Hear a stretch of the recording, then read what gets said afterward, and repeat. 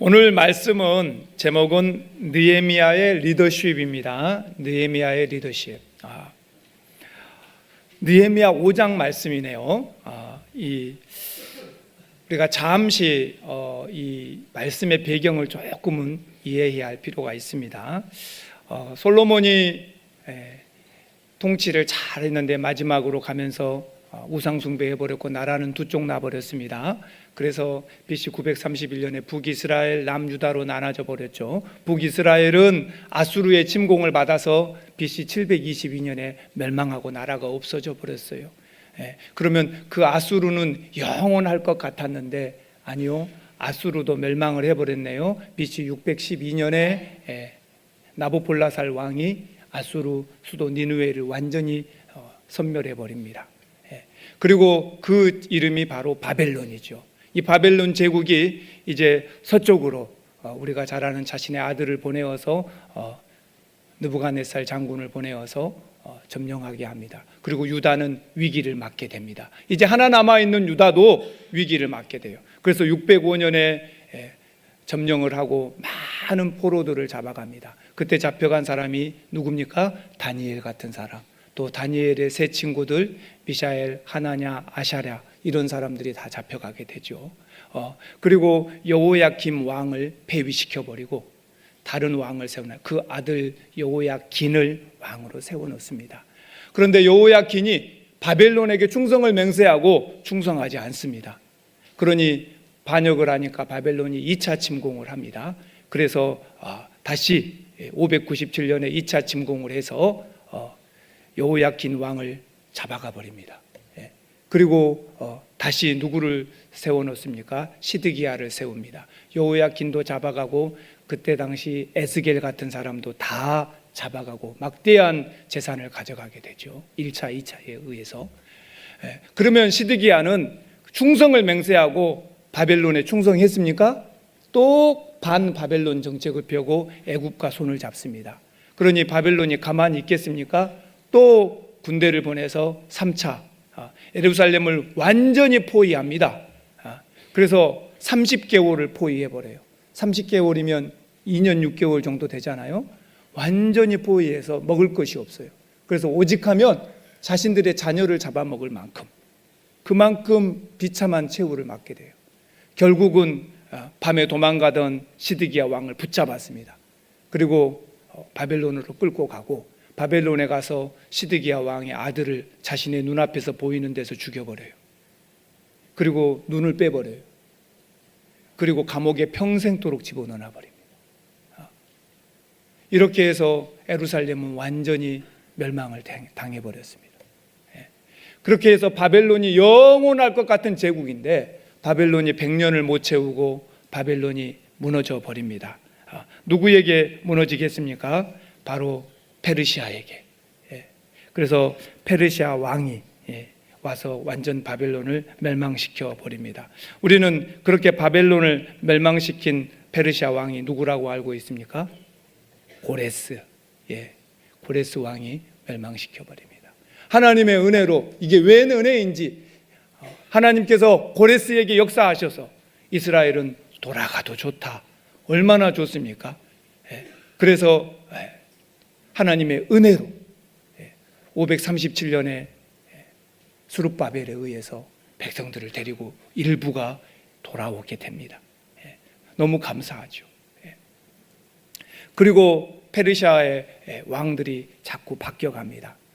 그래서 이제 고레스 왕 뒤를 이어서 다리오 왕이 생겨나고 다리오 왕의 뒤를 이어서 아하수에로 왕이 나옵니다.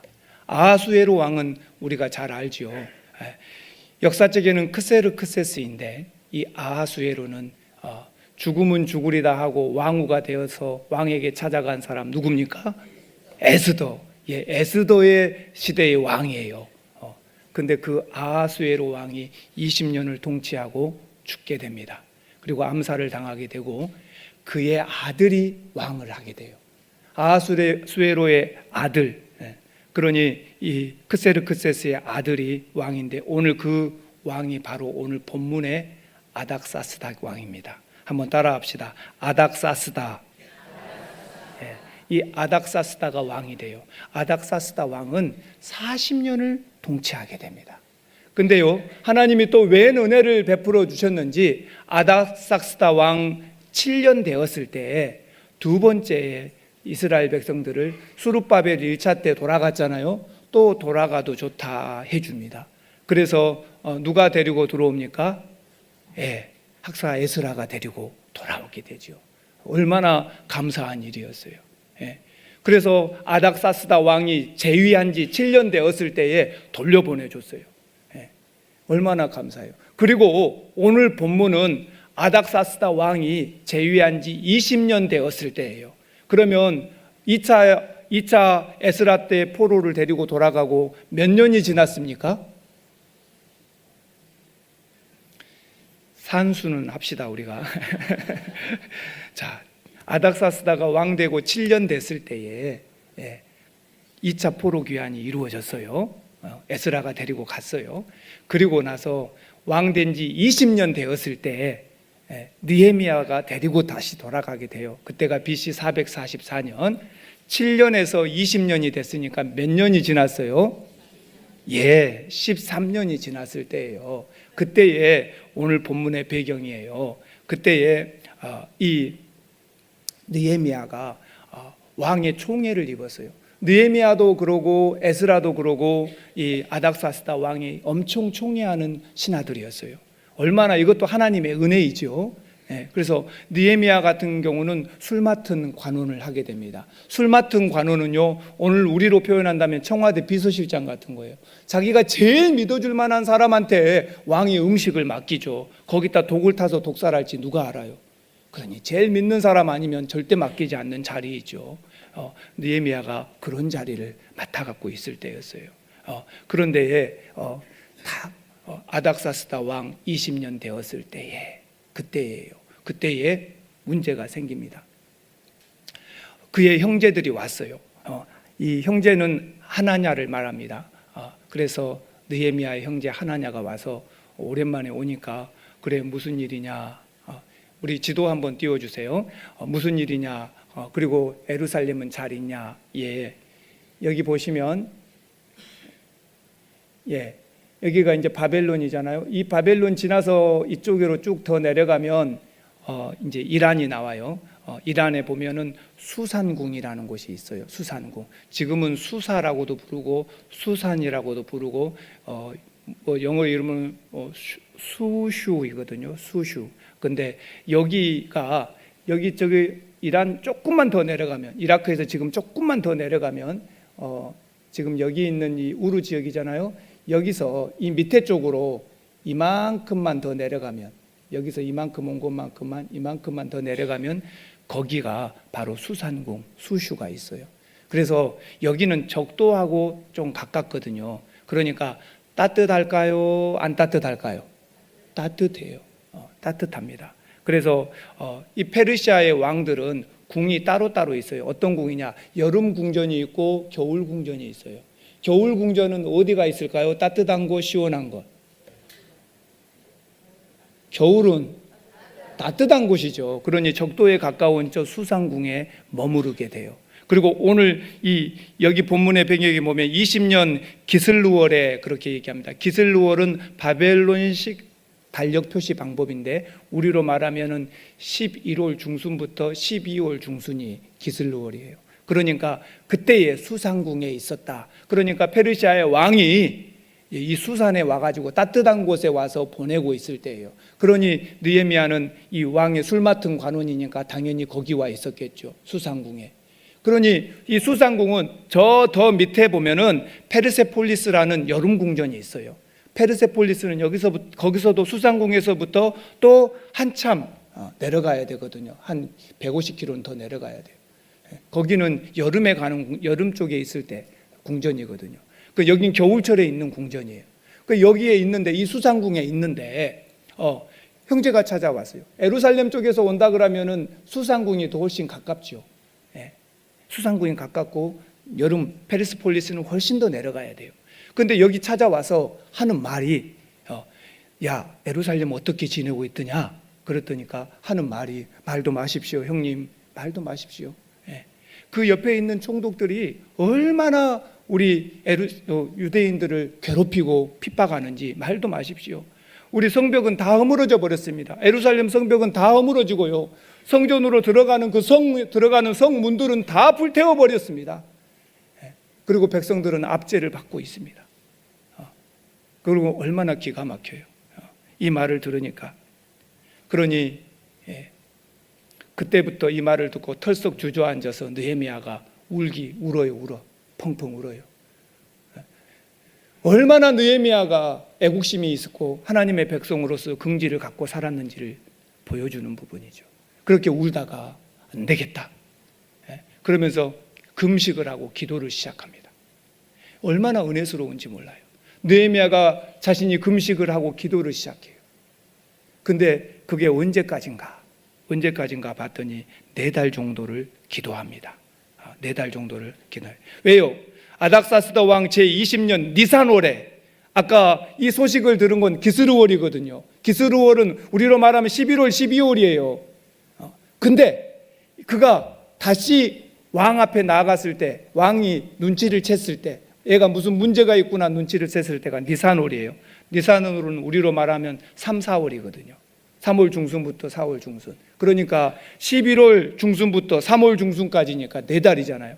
4달 동안 느헤미야는 민족을 위해서, 예루살렘을 위해서 간절히 하나님 앞에 금식하면서 기도하는 삶을 살았다는 거예요. 자, 그러니 얼굴이 헬스게졌겠습니까? 반짝반짝했겠습니까? 헬스게졌겠죠.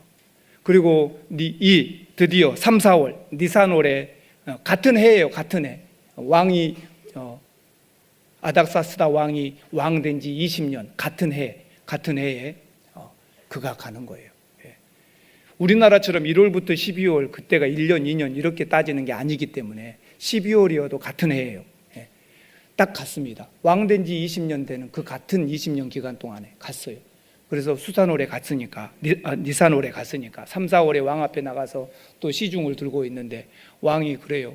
아니 내가 널 모르냐? 네가 몸에 병이 없다는 걸 내가 아는데 왜 그렇게 얼굴이 그 모양이냐? 네 얼굴에 그렇게 수심이 가득하다. 뭔 일이냐? 말해봐라.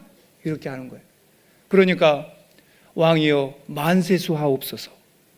그럼 제가 한 말씀 올리겠습니다. 해서 올리는 거예요. 페르시아 사람들은요 자기 조상들의 묘를 극진히 대하거든요.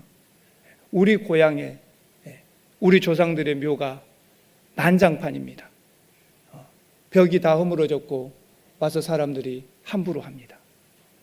그리고 다 성문들은 불타버렸습니다. 내가 어찌 마음이 좋겠습니까? 그러면 내가 너에게 무엇을 해주랴? 묻는 거예요. 말해봐라.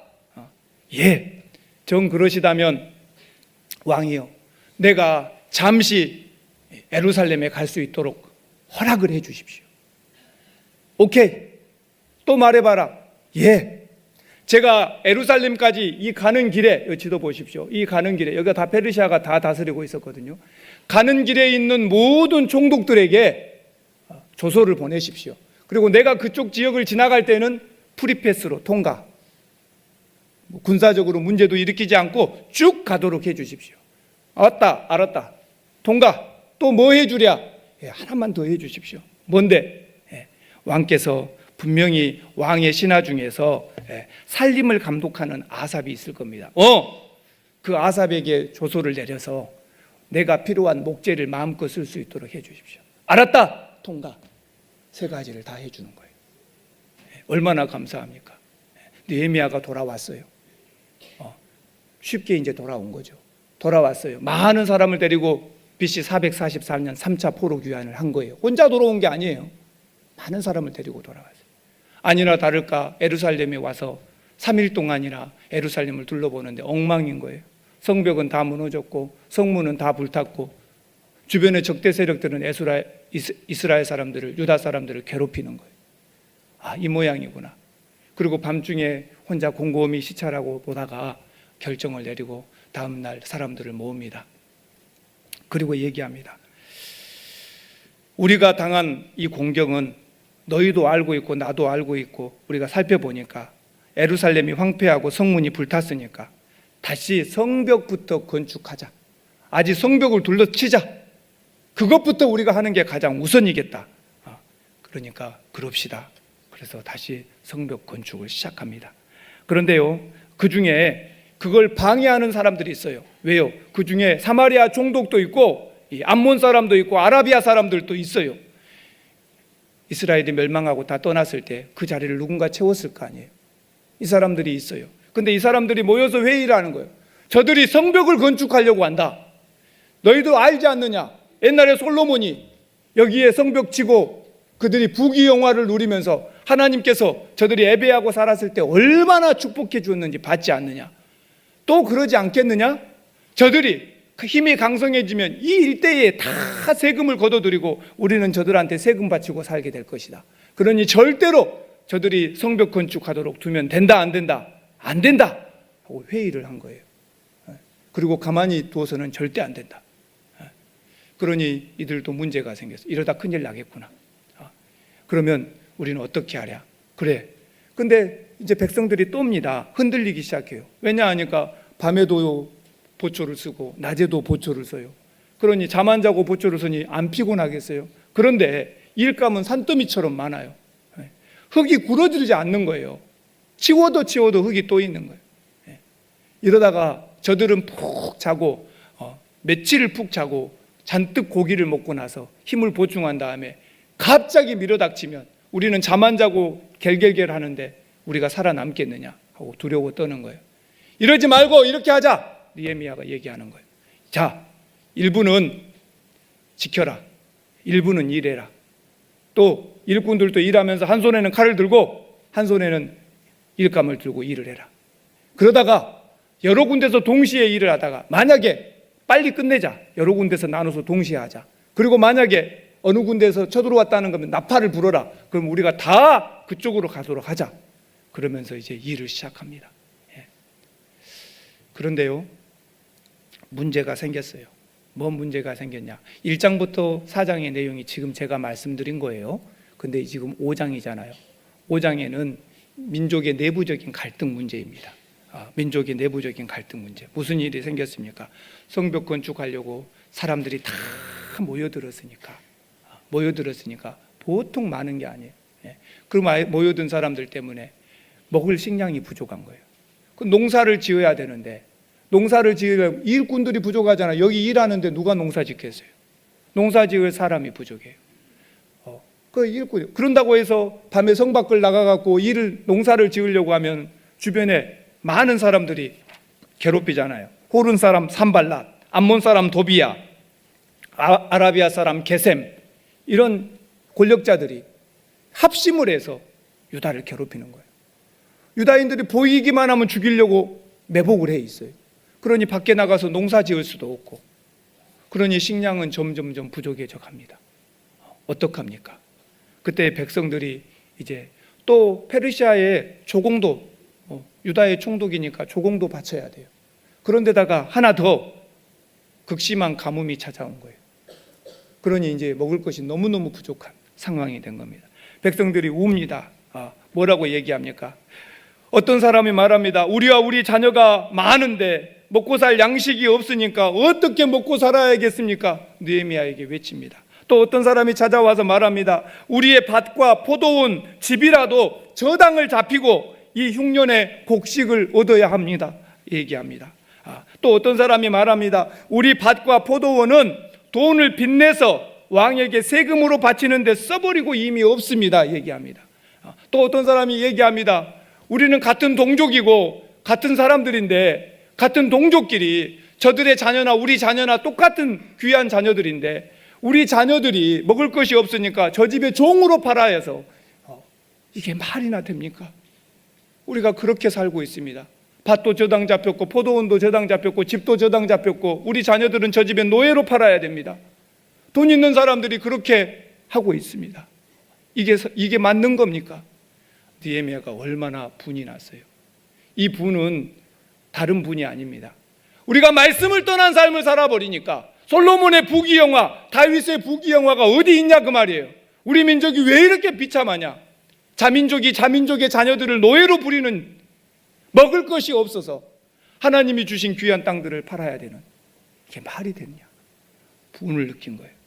그러면서 느헤미야 총독이 다 모여라! 그리고 얘기하는 거예요. 너희들 돈 빌려주고 이자 받지 말아라! 얘기하는 거예요. 남의 집 자녀들 데려다 종 삼지 말아라. 있을 때 돈 빌려줘라. 그리고 이자는 없다. 원금만 갚게 해라. 그러면 수많은 민장들과 고급 관력, 고관들이 가만히 있겠습니까? 쿠데타를 일으키겠죠. 그런데도 느헤미야는 이렇게 강하게 총독으로서 감행을 해 나갑니다. 그런데 민장들과 고관들이 다 따라와요. 예, 우리가 그렇게 하겠습니다. 그러면 느헤미야의 이런 리더십은 어디서 나왔을까요? 그냥 내가 총독이니까 소리만 지르면 되겠습니까? 아니죠.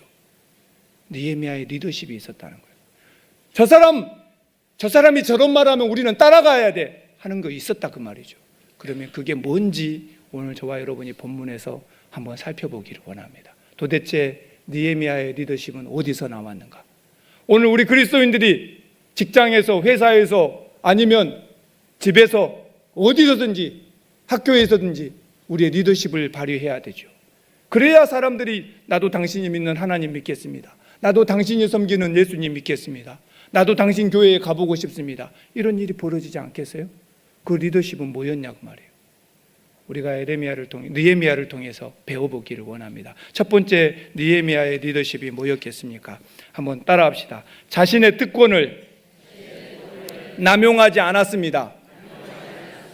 예, 자신에게 부여진 특별한 고난입니다. 14절에 보니까 아닥사스도 왕 제20년부터 제32년까지 12년 동안 유다의 총독으로 나 있을 때 나는 당연히 페르시아의 총독으로서 당연히 내가 받아야 할 월급, 녹봉, 녹이 있단 말이에요.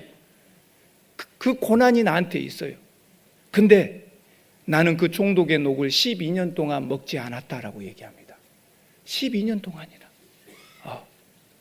아니 총독이, 페르시아의 총독이, 페르시아의 왕이 무조건 총애하고 있는 이 귀한 사람이 월급을 안 받았다는 거예요. 12년 동안이라. 얼마나 기가 막힙니까? 당연히 유다 총독으로, 페르시아의 총독으로 유다에 있으면서 총독으로서 상당한 고난, 왕 같은 고난을 누리고 살 수 있었고 부귀영화를 누리고 살 수 있었죠. 근데 그 12년 동안 한 번도 나는 녹을 받지 않았다, 이렇게 얘기합니다.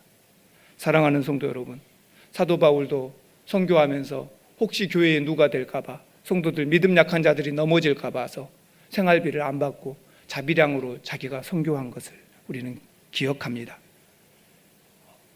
느헤미야 총독도 그렇게 한 거예요. 일절 자기의 녹을 받지 않는 거예요. 내가 당연히 누려야 할 내 특권, 내 권리야. 그건 내가 당연히 받아야 할 거야. 근데도 안 받았다는 거예요. 당연히 받아야 할 권리와 특권을 다 포기했습니다. 오히려 그 특권을 그보다 더 많이 남용하는 사람들이 있잖아요. 근데 하나도 남용하지 않고 오히려 그걸 포기했다는 거죠. 17절 하반절에 보십시오. 내 상에 유다 사람들과 민장과 150명이 있고 이 외에도 우리 사방의 이방인들 중에서 우리에게 나온 자들이 있는데 무슨 얘기입니까? 느헤미야 밑에도 자기 밑에 매일 밥상에서 같이 밥을 먹어야 할 사람이 150명이 있다는 거예요. 총독이 자기 혼자겠어요? 자기 밑에 거느리는 부하들이 있지. 150명. 거기뿐만 아니라 150명 플러스 늘 주변에서 찾아오는 손님들이 있다는 거예요. 그러면 함께 먹어야 할 매 끼니의 식사에 200명은 앉아서 먹는 거예요. 그 사람들을 위해서 필요한 게 뭐냐? 매일 소 1마리, 살찐 양 6마리, 그리고 닭, 그리고 10일에 한 번씩은 포도주를 담궈서 각종 포도주가 채워져 있어야 돼요. 그러면 그것들은 어디서 나겠어요? 느헤미야도 엄청 필요한 게 많은 사람이에요. 자기 밑에 있는 사람 살피려니까. 그런데도 느헤미야는 일절 녹을 받지 않았다는 거예요. 나는 녹을 받지 않겠다. 우리 백성들이 저렇게 굶주리고 있는데, 우리 유다 백성들이 저렇게 서로가 서로에게 종이 돼가고 있는데, 집을 저당 잡히고 포도원을 저당 잡히고 먹을 것이 없어 아우성인데 내가 녹을 받아서야 쓰겠느냐? 나는 12년 동안 녹을 하나도 안 받아버린 거예요. 느헤미야의 이런 리더십이요, 다른 사람들을 움직이게 하는 거예요. 그러니까 고관들과 민장들이 느헤미야가 시키는 대로 너희들 이자 받지 말아라. 예. 너희들 남의 딸들 데려다 종 삼지 말아라. 예. 나중에 원금만 받아. 예. 이런 리더십이, 강력한 리더십이 어디서 나왔겠어요? 총독부터 시작해서 자기가 녹을 안 받아버리는 거예요. 오늘 우리 그리스도인들 어떻게 살아갑니까? 진짜 어떻게 살아요? 어떻게 해야 우리도 세상 속에서 그리스도인답게 리더십을 발휘할 수 있을까요?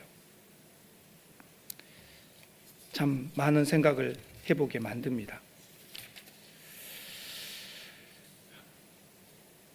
어려운 문제를 해결하는 사람이 100명이라면요, 그 100명 중에서 자기가 성공하고 부자가 됐을 때 자기 부를 다스리지 않은 사람은 1명밖에 없답니다.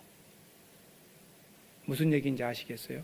가난하고 힘들 때 머리 조아리고 허리 숙이는 건 누구나 할 수 있어요.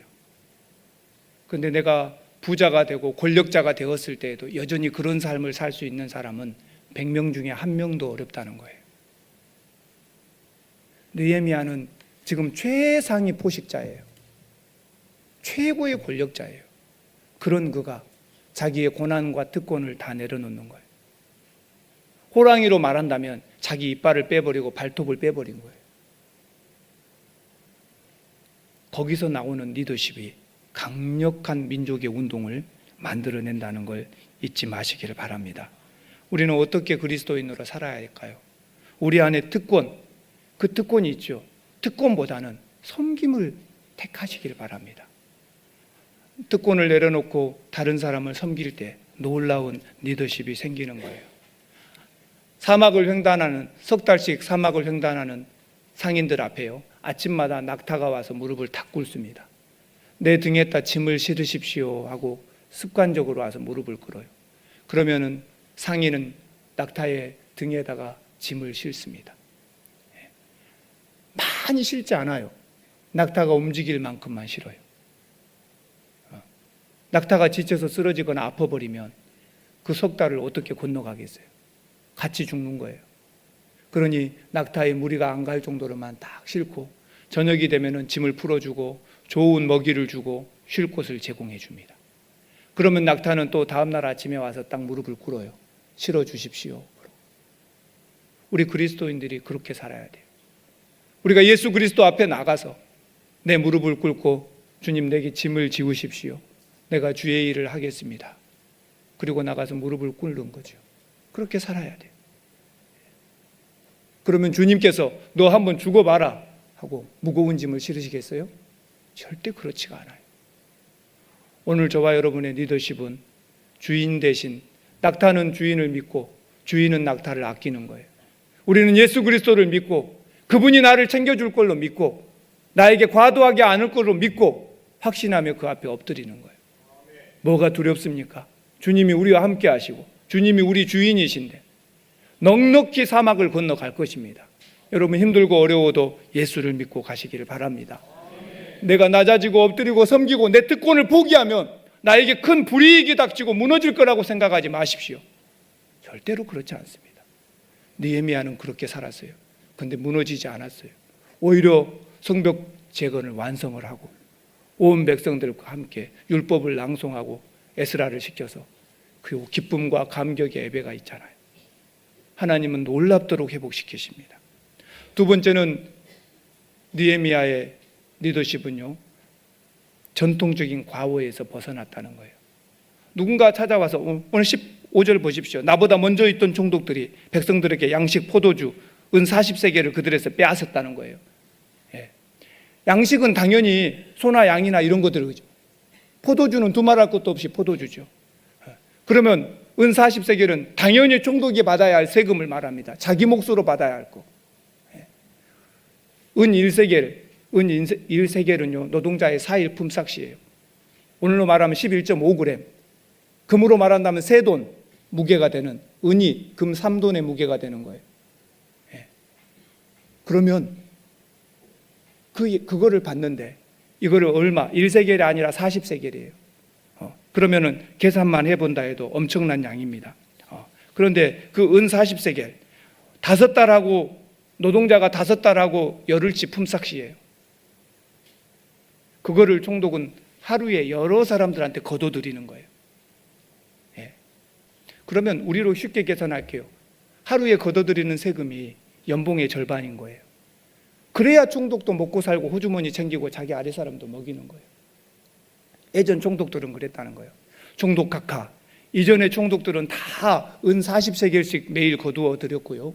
또 양식과 포도주 같은 거 다 빼앗고 거둬들였습니다. 그렇게 할까요? 이놈들아, 무슨 소리냐? 백성들이 굶어 죽어가고 있는데 나는 내 녹봉도 받지 않고 그뿐만 아니라 저들에게서 그런 세금을 일절 받지 않겠다 해버린 거예요. 그러면 저와 여러분 생각해 보십시오. 그러면 어디서 돈이 났을까요? 다 자신의 호주머니 나온 거예요. 그 많은 사람을 먹여 살리는데 내 호주머니 털어서. 느헤미야가 이런 리더십이 있기 때문에, 잘못된 과업, 내 선임들이 그렇게 했다고 해서, 사회에서 다 그렇게 한다고 해서 우리 그리스도인이 그렇게 따라가야겠습니까? 아니요, 그럴 수 없다는 거예요. 우리도 한번 크게 외쳐봅시다. 다 그렇게 해도 예수 믿는 나는 다르게 살리라. 예, 할렐루야. 느헤미야가 그렇게 했습니다.